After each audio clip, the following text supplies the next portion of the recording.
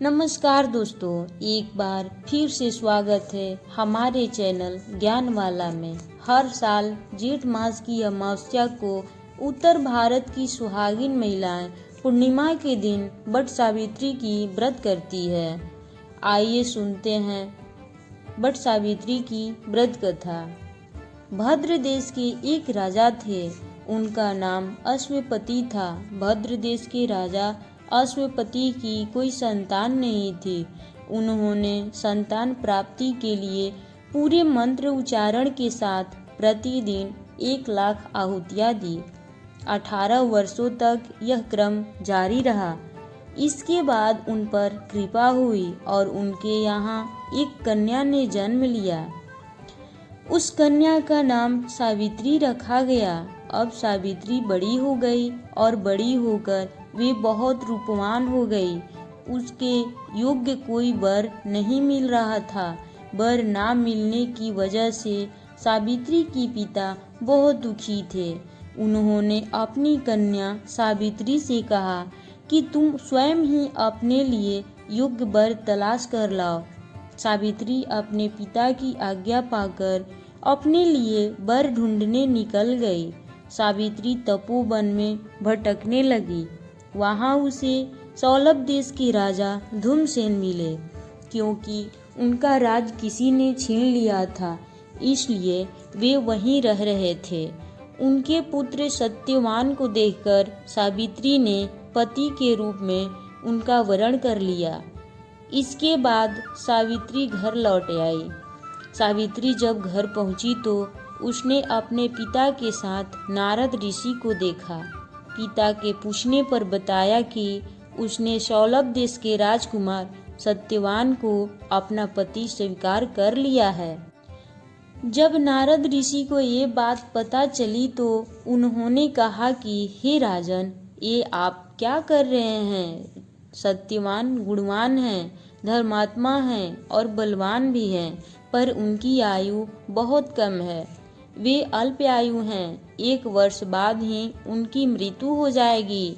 ऋषि राज नारद की बात सुनकर अश्वपति राजा घोर चिंता में डूब गए। उन्होंने सावित्री से कहा, पुत्री, तुमने जिस राजकुमार को अपना वर के रूप में चुना है वे अल्प आयु हैं। तुम्हें किसी और को अपना जीवन साथी बनाना चाहिए।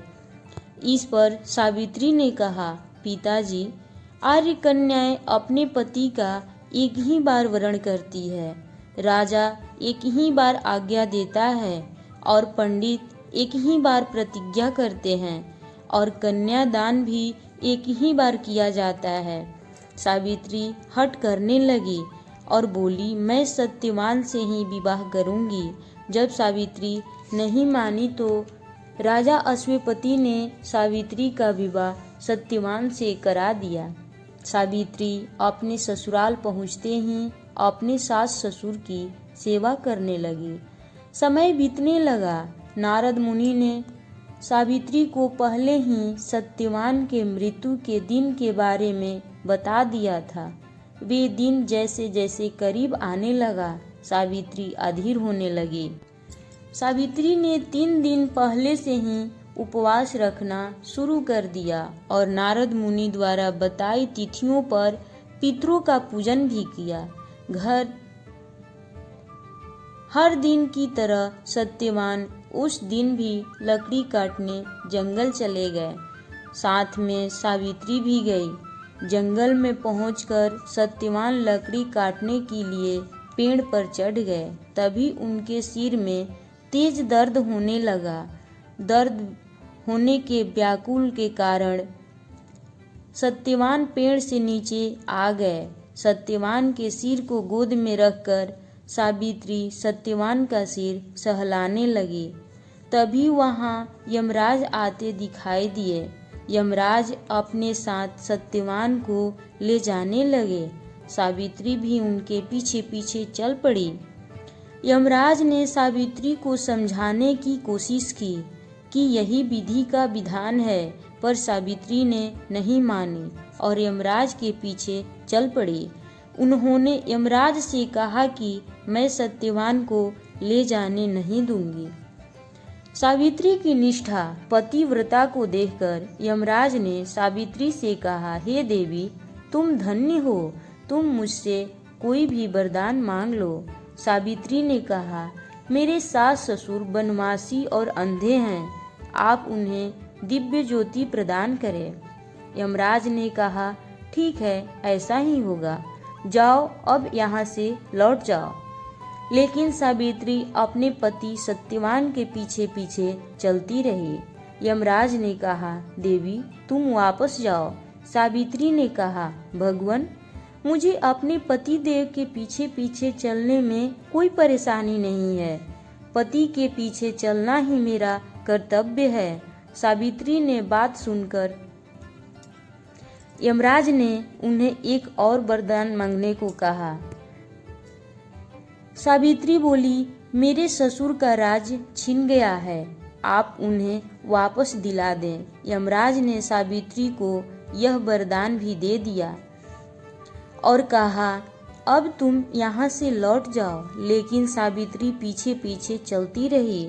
सावित्री को चलता देख यमराज ने सावित्री को तीसरा वरदान मांगने को भी कहा।